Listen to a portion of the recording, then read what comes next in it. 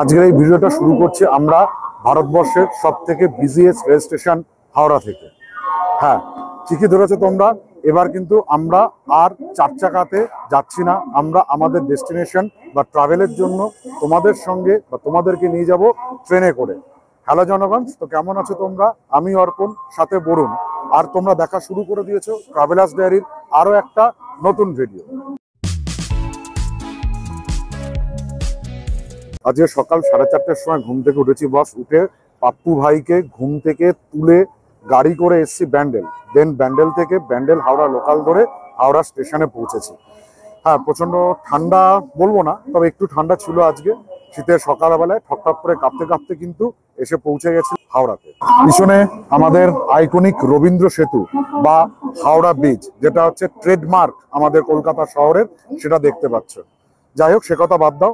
আমরা আজকে ট্রাভেল করব 12353 হাওড়া লালকোয়া উইকলি সুপারফাস্ট এক্সপ্রেসে। হ্যাঁ, ট্রেনটা শুনে বুঝতে পারছো ডেস্টিনেশন কোথায় হতে চলেছে। ডেস্টিনেশন কিন্তু উত্তরাখণ্ডের কুমায়ুন বেল্ট। আর এখান থেকে আমাদের নতুন সিরিজ শুরু হচ্ছে, কুমায়ুন কথা। তবে এই পর্বে আমরা কেবলমাত্র এই ট্রেনটার ডিটেলস তোমাদেরকে তুলে ধরবো। আর ঘোরার ভিডিও আসবে এখানে, এই চ্যানেলেই আসবে, তোমরা দেখতে পারবে। তার জন্য তোমাদের কি করতে হবে, আমাদের চ্যানেল ট্রাভেলার্স ডায়েরিকে সাবস্ক্রাইব করে রাখতে হবে। আর পাশে থাকা নোটিফিকেশন বেল আইকনটিকে প্রেস করে রাখো সবার আগে নোটিফিকেশন পাওয়ার জন্য। লাইক করো, শেয়ার করো, কমেন্ট করো। এই মুহূর্তে আমরা যেটা দাঁড়িয়ে আছি সেটা হচ্ছে কিন্তু হাওড়ায় আপার ক্লাস ওয়েটিং রুমের ছাদে। এই ওয়েটিং রুমে আসতে গেলে বা এই ওয়েটিং রুমের ফেসিলিটিগুলো অ্যাভেল করতে গেলে তোমাদেরকে জনপ্রতি 10 টাকা করে চার্জ দিতে হবে। তার সঙ্গে জিএসটি থাকে 1 টাকা করে, মানে 11 টাকা করে জনপ্রতি দিতে হয়। আর এই ট্যুরটা কিন্তু আমি আর বরুণ দুজনাই করব। চলো ঝটপট চলে যাই। ট্রেন অ্যানাউন্সমেন্ট হয়ে গেছে, ডিসপ্লেতে দেখে নিই কত নম্বর প্ল্যাটফর্মে আমাদের ট্রেন দিয়েছে। যেতে যেতে তোমাদের সঙ্গে কথা হবে। সারাটা দিন তোমাদের সঙ্গে আছি বিভিন্ন ইনফরমেশন নিয়ে। ওয়েটিং হল থেকে নিচে নামতেই সামনে ডিসপ্লে বোর্ডে দেখে নিলাম আমাদের ট্রেন দিয়েছে 8 নম্বর প্ল্যাটফর্মে। 12353 হাওড়া লালগোয়া উইকলি সুপারফাস্ট এক্সপ্রেস। এই ট্রেনটি কিন্তু হাওড়া ভোপাল উইকলি সুপারফাস্ট এক্সপ্রেসের সঙ্গে ব্রেক শেয়ার করে। জেনারেল কোচে কিন্তু মোটামুটি সকালের ট্রেন বা উইকলি ট্রেন হলো ভালোই ভিড় আছে। লোকেরা লাইন দিয়ে কিন্তু হুড়মুড় করে উঠছে। আজকে আমাদের ট্রেন 12353 কে হল করবে কিন্তু হাওড়া সেডের ওয়াপ 7, এই আমাদের ইল্লু ডার্নিং, যার নাম্বার হচ্ছে 39177। সকাল 7:45-এ কিন্তু ট্রেন দিয়ে দিয়েছে হাওড়া 8 নম্বর প্ল্যাটফর্মে। আর আমরা আজকে যে কোচটায় ট্রাভেল করছি সেই কোচটা হচ্ছে M2, মানে হচ্ছে এসি ইকোনমি কোচে। হ্যাঁ, পরিবর্তন জগতের নিয়ম। সময়ের সাথে সাথে ভারতীয় রেলের পরিবর্তন হয়েছে, স্টিম ইঞ্জিন থেকে ডিজেল, ডিজেল থেকে ইলেকট্রিক। এবার তারপরে দেখা যাচ্ছে যে কোচেরও অনেক শ্রেণীবিন্যাস অনেক রকম ভাবে পরিবর্তন হয়েছে। আমরা আস্তে আস্তে বুলেট ট্রেন বা হাইড্রোজেন ট্রেনের দিকে বা হাইড্রো লুপের দিকে এগোচ্ছি। ঠিক সেই রকমই একটা পরিবর্তন কিন্তু হচ্ছে এই এসি ইকোনমি। এটা করার উদ্দেশ্য হচ্ছে স্লিপারের থেকে একটু বেশি ভাড়া আর এসি 3 টিয়ার থেকে একটু কম ভাড়ায় যাত্রীদেরকে আরো স্বাচ্ছন্দ্যপূর্ণভাবে তার গন্তব্যে পৌঁছে দেওয়া। এর আগে আমরা এসি 2 টিয়ার, এসি 3 টিয়ার সবকিছুতে ট্রাভেল করেছি, স্লিপার ক্লাসেও ট্রাভেল করেছি। তবে ফার্স্ট টাইম আমি আর বরুণ কিন্তু এসি ইকোনমিতে ট্রাভেল করছি। ইন্টেরিয়রের কথা যদি প্রথমে বলা হয় তাহলে দেখো এখানে একটা মিরর রয়েছে, মোবাইল চার্জের জন্য প্লাগ অ্যান্ড সকেট রয়েছে, রিডিং ল্যাম্প রয়েছে, যদিও হ্যাঁ এই যে রিডিং ল্যাম্প রয়েছে, individual reading lamp. Are reading ল্যাম্পের পাশেই কিন্তু রয়েছে ইউএসবি চার্জ দেওয়ার জায়গা, এখান থেকে তোমরা ডিরেক্ট চার্জ দিতে পারো। তাছাড়া রয়েছে এখানে একটা টেবিল রয়েছে, এই টেবিলে তোমরা খাবার রেখে খেতে পারো বা ল্যাপটপ ফ্যাপটপ রেখে কাজ করতে পারো। আর দেখো প্রতিটা সিটে কিন্তু এরকম করে একটা গ্যাপ করা আছে, এটা কিন্তু মোবাইল হোল্ডার হিসেবে রয়েছে, এখানে মোবাইল রাখা যায়। আর জামা কাপড় রাখার জন্য এখানে হুক রয়েছে। আর এখানটায় উপরে দেখো আর একটা র্যাক দেওয়া রয়েছে। এছাড়া এসি 3 টিয়ার বা 2 টিয়ারে থাকে পর্দা, এখানে কিন্তু পর্দা নেই। এই জায়গায় রয়েছে কিন্তু সানব্লাইন্ড। খুব সুন্দরভাবে তোমরা চাইলে রোদ আসলে বা কিছু করে নামিয়ে দিলে সানব্লাইন্ডটাকে তোমরা নামিয়ে দিতে পারো। ঘড়ির কাঁটায় একদম 8টা 15 শিডিউল টাইম মেনেই কিন্তু 8 নম্বর প্ল্যাটফর্ম থেকে আমাদের train 12353 Howrah Lalkuan weekly superfast ছেড়ে দিল তার গন্তব্য লালকোয়ার উদ্দেশ্যে। এই ট্রেনটা পশ্চিমবঙ্গের হাওড়াকে উত্তরাখণ্ডের লালকোয়ার সঙ্গে সংযুক্ত করছে।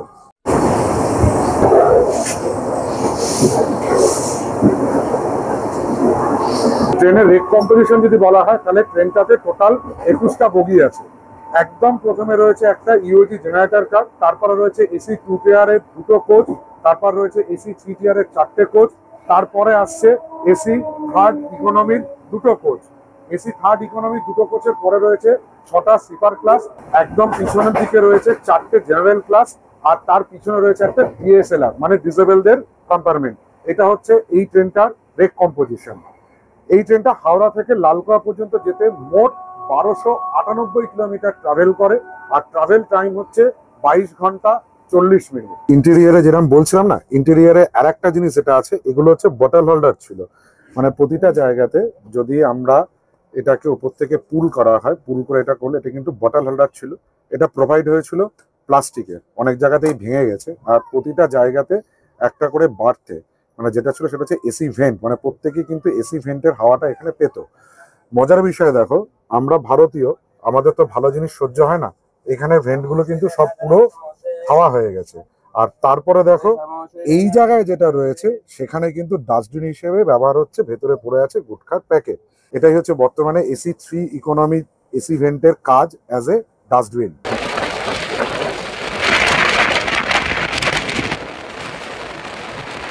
এসি 3 ইকোনমিতে বাথরুম অন্যান্য কোচের মতন একই রকমই থাকে, 2টো ইন্ডিয়ান 2টো ওয়েস্টার্ন। আমি এই মুহূর্তে দাঁড়িয়েছি ওয়েস্টার্ন স্টাইল টয়লেটে। আর ওয়েস্টার্ন স্টাইলের যে টয়লেট রয়েছে, এছাড়া এখানে রয়েছে এই যে fresh to flush, vacuum flush হয়, হ্যান্ড শাওয়ার কিন্তু এই তলায় রয়েছে, এটা দিয়ে তোমরা ইউজ করতে পারো। এছাড়া যেরকম ইন্টেরিয়ার থাকে সেরকমই রয়েছে, একটা বেসিন রয়েছে, এখানে সোপ ডিস্ট্রিবিউশন আছে, তার উপরে মিরার রয়েছে। মোটামুটি এই মুহূর্ত পর্যন্ত বাথরুম ক্লিন আছে, কারণ সবে হাওড়া থেকে ছেড়েছে, নোংরা হওয়ার কোনো চান্সই নেই। হ্যাঁ, তবে এসি 3 ইকোনমিতে আমি আগের যে সমস্ত ভিডিওগুলো দেখেছিলাম সেখানে কিন্তু এটা কোভিড এর পর এই রেকগুলোকে দেওয়া হয়েছিল, সেক্ষেত্রে ফুট অপারেটেড ছিল এই কলেজ সিস্টেম, সেগুলো গেছে ইন দা ভোগ অফ মা। তার পরিবর্তে এই বাংলা কল হাত দিয়ে ঠেলে করতে হবে, যা ছিল তাই চলে এসছে। এটা হচ্ছে আমাদের ভারতীয়দের স্বভাব, ভালো কিছু রাখবো না, সবকিছু নিজের মনে করে বাড়িতে চলে যাব, কেবলমাত্র বাড়িটাই পরিষ্কার করব আর স্বচ্ছ ভারত যাক তেল নিতে। বাইরে দেখো, বাইরে ওয়াশ বেসিন রয়েছে, মিরর রয়েছে, এখানে সাবান, হ্যাঁ সোপ আছে, যথেষ্ট পরিমাণে সাবান রয়েছে। আর এই হচ্ছে কল, জল টল সবই রয়েছে এই মুহূর্তে, কারণ জাস্ট হাওড়ায় কাটসেট থেকে সব রিফিল করে পরিষ্কার পরিচ্ছন্ন ট্রেনটা এসছে। এসি 3 টিয়ার সঙ্গে এসি 3 ইকোনমির আরো একটা মেজর পার্থক্য, দুটো পার্থক্য যেটা আমার চোখে পড়েছে, সেটা হচ্ছে এই যে দরজার সাইজ ওপেনিং যেটা আছে না, এই ওপেনিংটা কিন্তু এসি 2 টিয়ার 3 টিয়ার বা স্লিপারের থেকে বেশ চওড়া, অনেকটা বড়। এটা হওয়ার জন্য কিন্তু সুবিধা আছে লাগেজ নিয়ে ওঠার জন্য। আর একটা যেটা হচ্ছে সেটা হচ্ছে এই ভেতরে ঢোকার পর কম্পার্টমেন্টে যাওয়ার জন্য যে দরজাটা থাকে সেগুলো থাকে হচ্ছে পুশ স্টাইলে, মানে এসি 3 টিয়ার 2 টিয়ার বা হচ্ছে ফার্স্ট ক্লাসে। বাট 3 ইকোনমিতে রয়েছে এটা স্লাইডিং ডোর, এটাই স্লাইড করে চলে গেল, দিয়ে চলে এসো ভেতরে। M2 তে আমাদের সিট নাম্বার হচ্ছে কিন্তু 79 আর 80, মানে হচ্ছে সাইড লোয়ার সাইড আপার, দুই ভাই যাত্রা করছি, এর থেকে ভালো আর কিছু হতে পারে না, কোনো ঝামেলা নেই, নির্ঝঞ্ঝাট, সুন্দর হবে। সাইড আপার সাইড লোয়ার আমাদের অ্যালটেড হয়েছে ভারতীয় রেলের তরফ থেকে। খুব আমার অন্তত খুব ফেভারিট সিট হচ্ছে এই side lower. Side upper side লোয়ারেও নর্মাল কুপগুলোর মতোই কিন্তু একই ফেসিলিটি বা একই অ্যামিনিটিস দেওয়া রয়েছে।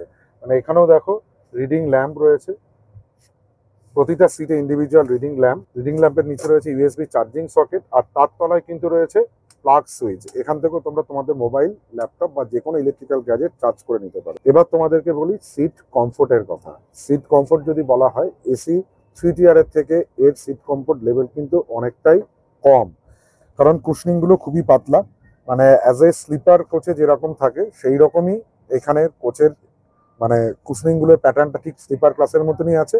পার্থক্য একটাই, এসির হাওয়াটা পাবে। হ্যাঁ, এসির হাওয়াটাই অনেক বড় ব্যাপার আমাদের এখানে, মানে যে আমাদের ট্রপিক্যাল কান্ট্রির ক্ষেত্রে বেশ ভালো পদক্ষেপ, ভালো কিছু আরো মেনটেনেন্সের দরকার আছে। যে দেখালাম এসি ভেন্ট গুলো কিন্তু ডাস্টবিন হিসেবে গুটখার প্যাকেট ব্যবহার হচ্ছে, এটা নজর রাখা উচিত, সমস্ত কিছুই মেনটেন করে রাখাটা আমাদের কর্তব্য। এই ট্রেনে কিন্তু কোনো প্যান্ট্রিকার নেই, প্যান্ট্রিকার নেই বলে তোমরা কিন্তু না খেতে পেয়ে মরবে না। এখানে সাইড প্যান্ট্রি আর হচ্ছে টি ক্যাটারিং এর ফেসিলিটি তোমরা পেয়ে যাবে, সেখান থেকে তোমরা তোমাদের পছন্দ মতন অর্ডার করে বা সাইড প্যান্ট্রি থেকে যা অ্যাভেলেবেল আসছে সেই ফুড অর্ডার করে তোমরা তোমাদের খাবারের চাহিদাটা মিটিয়ে নিতে পারো। অনেকের মনে একটা সন্দেহ থাকে যে এসি 3 ইকোনমিতে বেড রোল প্রোভাইড করা হয় কিনা। হ্যাঁ, বেড রোল প্রোভাইড করা হয়। বেড রোলের এই প্যাকেটের মধ্যে কিন্তু লেখা রয়েছে যে this packet contain 2 bedsheet and 1 towel, but twist আছে, টাওয়েলটা এর মধ্যে নেই। কেন নেই? কারণ ওই যে বললাম, আমরা ভারতীয়, যা দেখি কালা কালা তাই আমাদের বাপের শালা, মানে টাওয়েলটাকে নিজের সম্পত্তি মনে করে বাড়িতে নিয়ে যাই, সেই জন্য টাওয়েল দেওয়াটা বন্ধ হয়ে গেছে। টাওয়েল চাইতে গেলে অ্যাটেন্ডেন্ট দাদাদের কাছ থেকে সিট নাম্বার দিয়ে টাওয়েলটা লিখিয়ে নিতে হবে এবং নামার সময় তাদেরকে আবার ফেরত দিয়ে দিতে হবে। এছাড়াও কিন্তু এখানে ব্ল্যাঙ্কেট প্রোভাইড হয়েছে, মানে এসি 3 টিয়ার 2 টিয়ার মতনই এখানে পিলো, বেডরোলের সঙ্গে যে বেডশিট, টাওয়েল আর ব্ল্যাঙ্কেট প্রোভাইড করা হচ্ছে। এই 1298 কিলোমিটার যেতে এই ট্রেনের অ্যাভারেজ স্পিড থাকে 56 কিলোমিটার প্রতি ঘন্টা, আর ম্যাক্সিমাম পারমিসেবল স্পিড হচ্ছে 130 কিলোমিটার প্রতি ঘন্টা।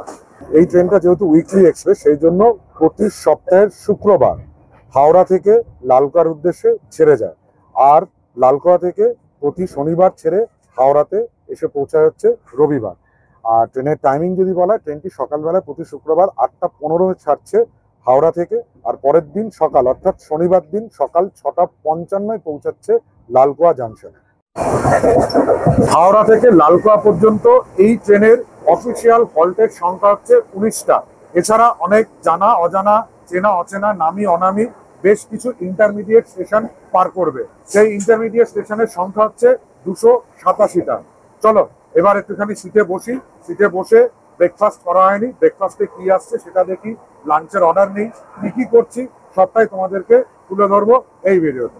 ট্রেন জার্নি মানেই কিন্তু যে খাওয়া দাওয়া, আর তার মধ্যে প্রধান হচ্ছে ঝালমুড়ি।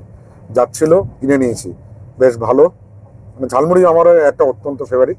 এর আগে আমরা ব্রেকফাস্ট করে নিয়েছি, ব্রেকফাস্টে এখান থেকেই সাইড প্যান্টি থেকে আমরা ওই ব্রেড অমলেট নিয়ে নিয়েছিলাম, সেখানে 2 পিস পাউরুটি ছিল, একটা কেচাপ ছিল, আর তলায় ছিল হচ্ছে অমলেট। অমলেট একটু ঠান্ডা ছিল, যাকে তাও খারাপ নয়, দাম ঠিকঠাকই নিয়েছে 50 টাকা। আমরা বরুণের ফার্স্ট টাইম এসি 3 ইকোনমিতে জার্নিতে যদি আমাদের এক্সপিরিয়েন্সের কথা বলে থাকি, এখনো পর্যন্ত সব ঠিকঠাক আছে, তবে একটা জিনিস যেটা খারাপ লাগে সেটা হচ্ছে খুব ক্লামজি, মানে জায়গাগুলো এতটাই ছোট, মানে এই পাশে যদি দাঁড়িয়ে একটু কাজ করি পাশে একজন যেতে পারছে না। তারপরে যেগুলো হচ্ছে মেন যে কূপ যেগুলো আছে, সেই কূপগুলোর ভেতরে মানে লেগ পেসের একটু অভাব রয়েছে, মানে লম্বা হলে আমার মতন যদি কেউ 5 ফুট 11 বা আমার অপোজিটে যদি কেউ 6 ফুটের উপরে লোক থাকে, তাহলে হাঁটুর হাঁটুতে কিন্তু স্যাক্সোফোন বাজবে। এটা একটু প্রবলেম রয়েছে, বাস অ্যাডজাস্ট করতে হবে। এছাড়া সেরকম কিছু প্রবলেম চোখে পড়েনি এখনো পর্যন্ত, এই দুটোই পড়লো, সেটা একটু তোমাদের সঙ্গে আমি শেয়ার করে নিলাম। এছাড়া ওভারঅল ঠিকঠাকই আছে।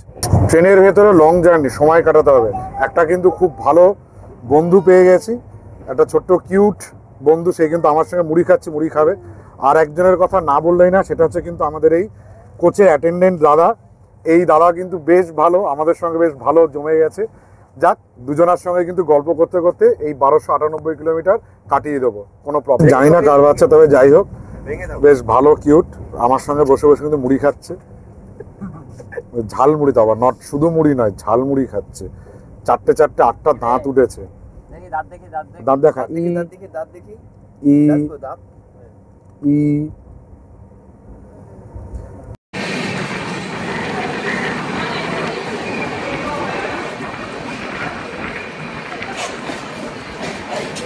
নির্ধারিত সময় থেকে 7 মিনিট দেরি করে হাওড়া থেকে 93 কিলোমিটার দূরে আমরা এখন চলে এসেছি, আর এটা হচ্ছে আমাদের ট্রেনের first official halt Bardhaman. Bardhaman সম্পর্কে যদি বলা হয়, বর্ধমানের কোড হচ্ছে BWN। এটা হাওড়া ডিভিশনে ইস্টার্ন রেলের মধ্যে পড়ে, পূর্ব বর্ধমান ডিস্ট্রিক্টের ডিস্ট্রিক্ট টাউন হচ্ছে বর্ধমান শহর। আর বর্ধমান সম্পর্কে আসলেই দুটো জিনিস মাথায় আসে, সেটা হচ্ছে সীতাভোগ আর মিহিদানা। যে সমস্ত বন্ধুরা আমার বর্ধমান থেকে ভিডিও দেখছো, তারা প্লিজ আমার ভিডিওতে কমেন্ট করে জানিও তোমরা বর্ধমানের কার কোথায় বাড়ি। বর্ধমানে আমাদের ট্রেনের স্টপেজ টাইম হচ্ছে 2 মিনিট।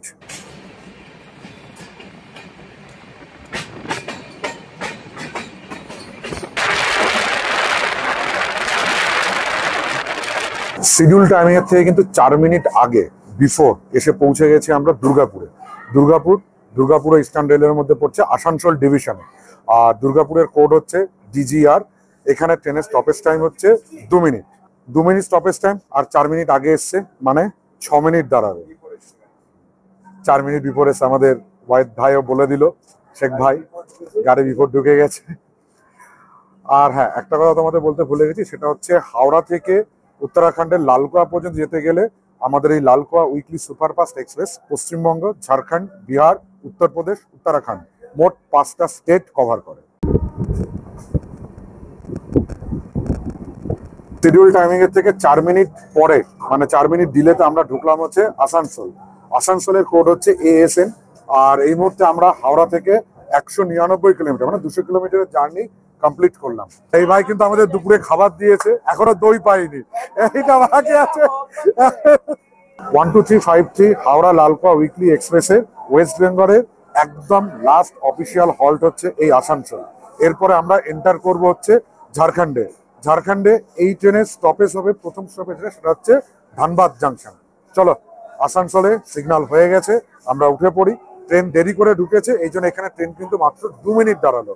এমনি অফিসিয়াল হল্টের টাইম ছিল 5 মিনিট।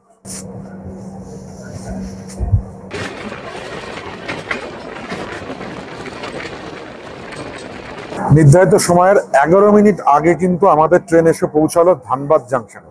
ধানবাদ, যার কোড হচ্ছে DHN, এটা ধানবাদ ডিভিশনে পড়ছে। এখানে কেনার ইস্টার্ন রেল নয়, এটা হচ্ছে ইস্ট সেন্ট্রাল রেলওয়ে জোনের মধ্যে পড়ছে। আর ঝাড়খণ্ডে স্টেটে, মানে ঝাড়খণ্ড রাজ্যে আমাদের ট্রেনের একমাত্র অফিসিয়াল হল্ট কিন্তু এই ধানবাদ জাংশন। কারণ আমরা এই ধানবাদ জাংশন ক্রস করার পর ঢুকে যাব বিহারে। আর ট্রেন কিন্তু এর পরের স্টপেজ বিহারের গায়াতে, গায়া জাংশন। বিফোর আসার কারণ তোমরা বুঝতেই পারছো, ট্রেনের স্পিড মানে র্যান্ডম, মানে 128, 129, 130। আমি যদি অ্যাভারেজ বলি 120-তে কিন্তু র্যান্ডম টানছে ট্রেন। সেটা বলার মতো না, দুর্ধর্ষ। এখনো পর্যন্ত অভিজ্ঞতা এই লালকুয়া উইকলি সুপারফাস্ট এক্সপ্রেসের সঙ্গে কিন্তু বেশ ভালো।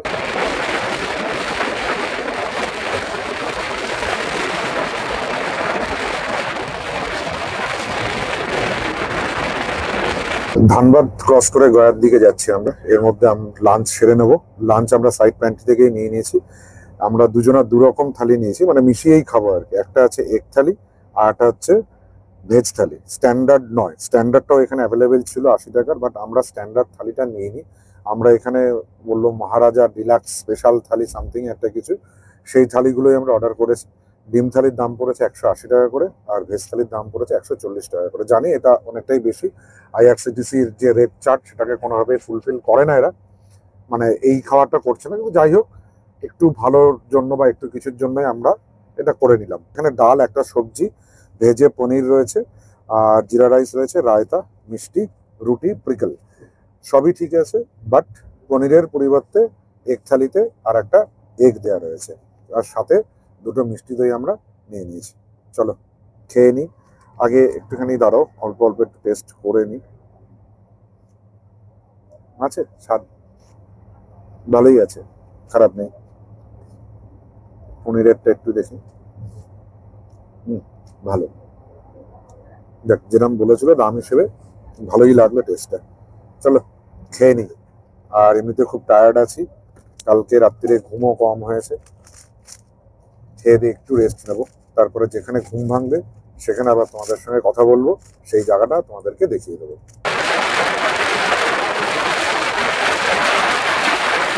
এবার চলো তোমাদেরকে এই ট্রেনের বিভিন্ন ক্লাসের ভাড়াগুলো একটু বলে দিই। যেরকম হচ্ছে স্লিপারে যদি তোমরা ট্রাভেল করো, আমি যে রেটটা বলবো সেটা কিন্তু হাওড়া থেকে লালকুয়া পর্যন্ত। স্লিপারে কেউ ট্রাভেল করলে তাকে দিতে হবে 595 টাকা। আমরা যে ক্লাসটায় যাচ্ছি, মানে এসি ইকোনমি, থার্ড ইকোনমি, এক্ষেত্রে যে ভাড়া গুনতে হবে 1460 টাকা। 3 টিয়ার এসির জন্য 1560 টাকা, মানে 100 টাকার ডিফারেন্স থাকে দুটোর ভেতরে। আর কেউ যদি সেকেন্ড ক্লাসে তোমরা ট্রাভেল করো, তাহলে সেক্ষেত্রে তোমাদেরকে দিতে হবে 2225 টাকা। আমি তোমাদের সুবিধার জন্য রেটগুলোকে স্ক্রিনে দিয়ে দেবো। তাও এই দামটা আজকের দিন আমি বললাম, তোমরা যখন টিকিট কাটবে সেক্ষেত্রে তোমরা IRCTC অনুমোদিত কোনো কেন্দ্র হোক বা ওয়েবসাইট থেকে হোক বা রেলের নিজস্ব টিকিট কাউন্টার থেকে কাটলে সঠিক দামটা তখন জেনে যেতে পারবে।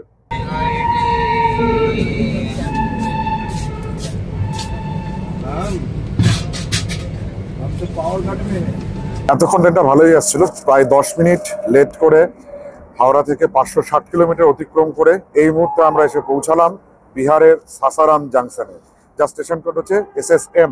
আর সাসারাম হচ্ছে আমাদের train 12353 Howrah Lalkuan weekly superfast এক্সপ্রেসের বিহারের অফিসিয়াল লাস্ট স্টপ। কারণ এরপরে আমরা চলে যাব হচ্ছে উত্তরপ্রদেশ। তার মানে অলরেডি আমরা কিন্তু 3টে স্টেট কভার করে ফেললাম, পশ্চিমবঙ্গ, ঝাড়খণ্ড আর বিহার। দেন 4th নাম্বার স্টেট আমরা ঢুকবো হচ্ছে উত্তরপ্রদেশ। আর সাসারামে কিন্তু অনেক কিছু ঘোরার জায়গা আছে। সাসারাম প্যালেস তোমরা এখানে আসলে দেখতে পারো। এছাড়া শেরশাহ সূরির সমাধি রয়েছে, আর রয়েছে সহস্র বাহুর বাড়ি। এই সমস্ত কিছু এবং বেশ কিছু অফবিট ডেস্টিনেশনও সাসারামে গড়ে উঠেছে।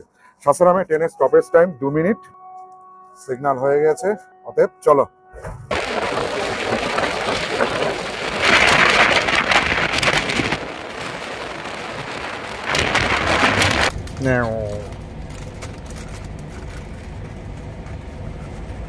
সকাল থেকে একটা কথা বলে এসেছি, ট্রেনটা কিন্তু খুব ভালো চলছে। হ্যাঁ, বিফোর টাইম চলছে, কেবলমাত্র সাসারামে ট্রেনটা লেট করেছিল।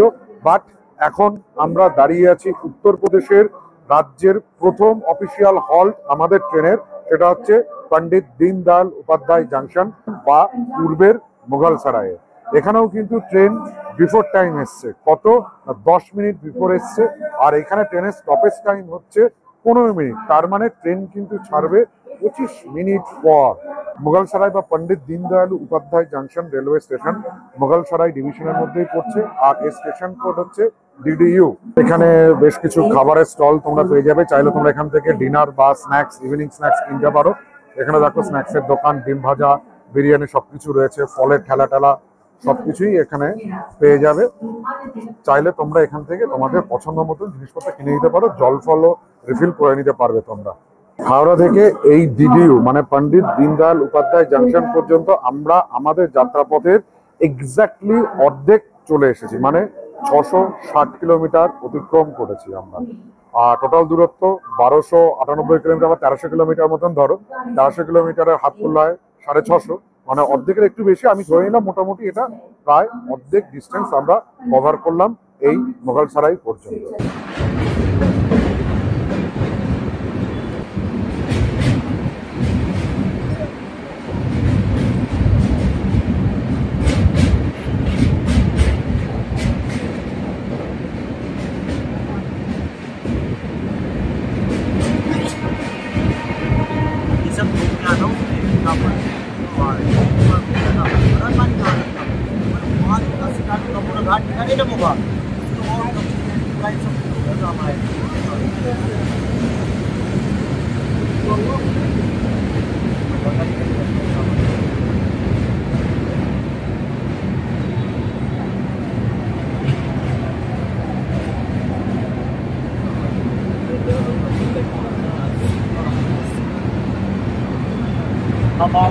এই আমাদের আর একজন খুদে সদস্য, সকালবেলাতে একজন ছিল আর ও বাবার সঙ্গে ঘুরে বেড়াচ্ছে। ওদের বাড়ি হাওড়ায়, কিন্তু ওরা পিথোরাগড়ে ওর বাবার সোনার উপর কাজ করে, সেই জন্য পিথোরাগড়ে থাকে পুচকেটা। ওর মা বাবার সঙ্গে 1 সপ্তাহের জন্য হাওড়া এসেছিল, হাওড়া থেকে এসে ঘুরে যাচ্ছে। যাই হোক, আমাদের ছোট ট্রাভেলার্স ডায়েরি ছোট একটা ফ্যান দেখো আমাদেরকে টাটা দিচ্ছে। সত্যি কথা বলতে গেলে এটা হচ্ছে কিন্তু আমাদের ভারতীয় রেলের ট্রেন জার্নির একটা সবথেকে বড় পাওনা, যে আমরা কেউ কাউকে চিনি না, কিন্তু এই 22 ঘন্টা বা 24 ঘন্টার মধ্যে আমরা একটা নতুন পরিবার করে নিই, সবাইকে আমরা আপন করে নিই। এটা হচ্ছে সামাইরা, আমাদের ছোট্ট সামাইরা। সামাইরা পিঠারাগারে চলে যাবে। বাহ! নির্ধারিত সময়ের থেকে 32 মিনিট আগে আমরা 688 কিলোমিটার ট্রাভেল করে পৌঁছে গেলাম বারাণসী রেলওয়ে স্টেশনে। বারাণসী রেলওয়ে স্টেশনের কোড যদি বলা হয় তাহলে এর কোড হচ্ছে BSB, Varanasi railway station.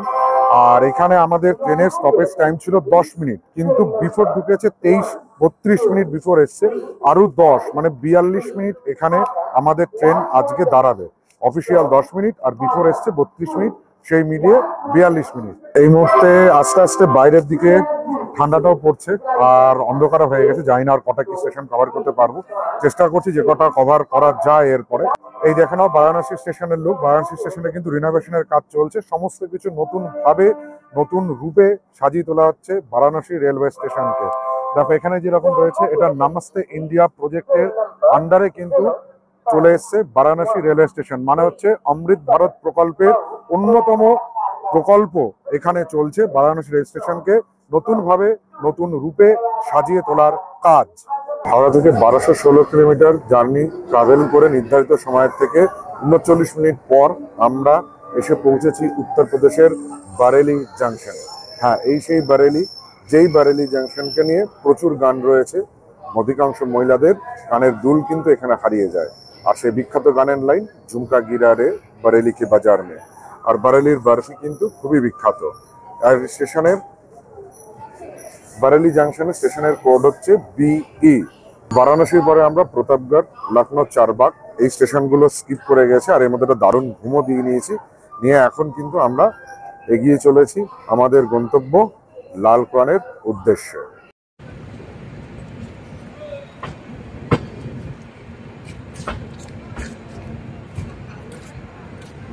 Finally 17 minute দেরি করে 1298 কিলোমিটার পথ অতিক্রম করে আমরা এসে পৌঁছালাম উত্তরাখণ্ডের লালকুয়া জাংশনে। হ্যাঁ, ট্রেনটা সম্পর্কে যদি বলা হয়, খুবই ভালো গাড়ি, একদম হাইলি রেকমেন্ডেড। যখনই তোমরা বা আপনারা কলকাতা থেকে নৈনিতাল বা এদিকে ঘুরতে আসতে চাইছেন, তাহলে সেক্ষেত্রে কিন্তু কুমায়ুনের পথে আসতে চাইলে বেস্ট অপশন কিন্তু হচ্ছে এই Howrah Lalkuan weekly superfast express. ট্রেনটা পুরোটাই বিফোর টাইম চলেছিল, বাট বারেলির আগে থেকে কুয়াশার কারণে একটু লেট হয়। তো 17 minute late, not a big deal, বেশ ভালোই। আর পরিষ্কার পরিচ্ছন্ন দিক থেকে বলতে গেলে অ্যাজ হোল ঠিকই আছে, সমস্ত কিছু ঠিকঠাক, কোনো প্রবলেম নেই।